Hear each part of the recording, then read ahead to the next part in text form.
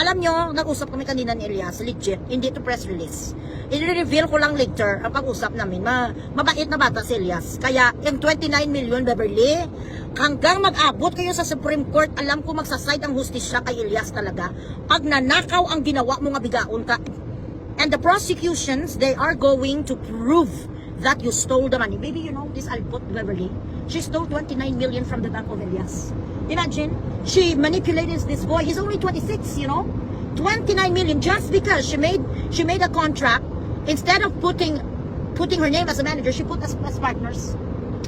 At shout out din dyan pala sa abogado ni Elias. Sir, wala kang kredibilidad na abogado pala. Ikaw matanda ka nga tander ka din.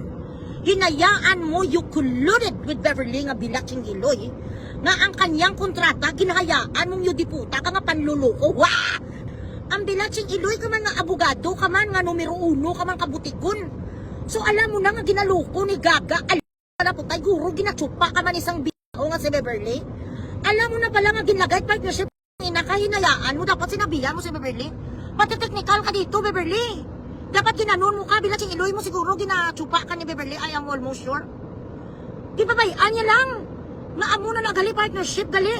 Pero hindi ibig sabihin nga partnership ka mo sa mga gig at sa mga entertainment, hindi ibig sabihin, huy, Beverly nga may karapatan ka na nga langasin ang 29 million, ay abaw binili sa mga kulintas nga serpentine, binili sa mga aritos, ay nagpapriten na nga do si Rupina, man sa si Rupina, isa man naka-producer dira sa Cebu, upod na sila ni Patana. Abi, yakin nakadikit sa milyonarya, kasa bilyonarya ni sa nga girlfriend ni NBI nga na-imbier na si NBI si mo, dahil hindi ka nang may isang 30,000 nga usapan, yung kag ang ticket din, nga nagpunta sa Manila ng bigao, kaya hindi mo sa binayaran na imbier na ang NBI, ang best friend, ang NBI, kag ang best friend sa girlfriend ya, nga milyonarya, nagpalapit kay Bugres. Sinumbong ang Bilatsing Iloy mo may usapa kayo 30,000 photo op. Kuno charito sulis nga kakasuhan mo ang mga nagabas sa'yo. Ano kasuhan mo ang ilang milyon? People doesn't like you. You unlikable. You are somebody that is most hated now in Philippines. Social media. Tapos ngayon pa nabuko ka pa. I'm sorry.